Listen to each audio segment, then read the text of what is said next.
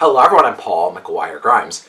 Lin-Manuel Miranda has proven to be a master of the arts. We know him as a rapper, an actor, and a composer, thanks to powerhouses like In the Heights, Moana, and of course, Hamilton. Now he's proving himself as a director with the Jonathan Larson musical Tick, Tick, Boom. It's in theaters and streaming on Netflix, and I want to talk about it.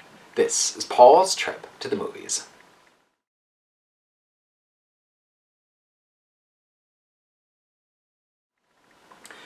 Years before Jonathan Larson changed Broadway with his musical Rent, he wrote an autobiographical musical called Tick, Tick, Boom. It was originally performed as a solo piece and then later adapted for a three-person musical. Miranda expands the story a bit, really opening it up for the medium of film. It's 1990 with Andrew Garfield playing Jonathan Larson.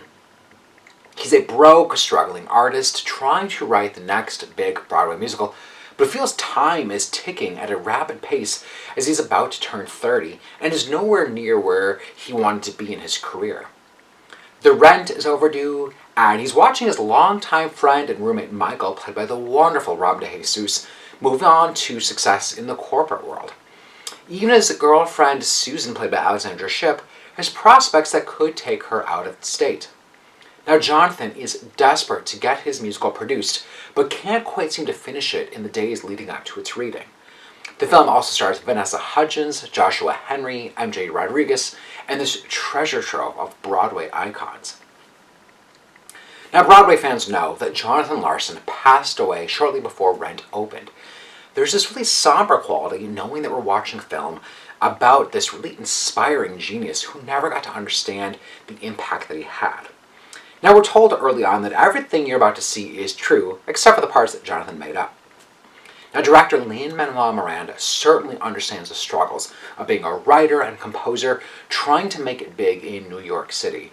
He's mentioned in interviews how deeply personal this story is for him. And he knows how to craft this musical, and he infuses his big, energetic self into the pacing and the drive in this film that aptly then mirrors this internal countdown and pressure that Larson is feeling. He has complete control over this story and knows exactly how he wants to tell it under Stephen Levinson's screenplay. And you can feel Miranda's enthusiasm throughout, never losing his voice along the way with telling Larson's story. Now he makes us a big love letter to Broadway with cameo after cameo during the film's incredible musical numbers. We've got the likes of Bradley Whitford playing Stephen Sondheim and the fabulous Judith Light as John's agent. Now one of the best performances of the year comes as Andrew Garfield's work as Jonathan Larson. Garfield just completely throws himself into the headspace and physical energy that Larson had as he never stops moving and thinking. Now Garfield knows that we don't have to like him all the time and finds those flaws within him that really held him back. He looks so natural and lived in with playing the piano and singing despite learning it all for the film. It didn't come with that awkwardness actors have when they're doing musicals for the first time. I felt like I knew who Jonathan Larson was by the way that Garfield embodied him.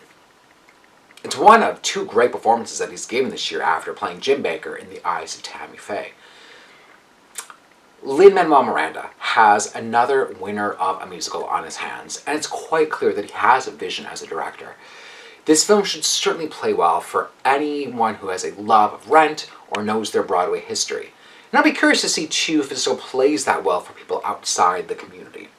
I'm giving Tick, Tick, Boom 4.5 out of 5 ticket stubs. If you like my review today, click subscribe on my YouTube channel, I guess, for the movie reviews, as well as my appearances on Twin Cities Live.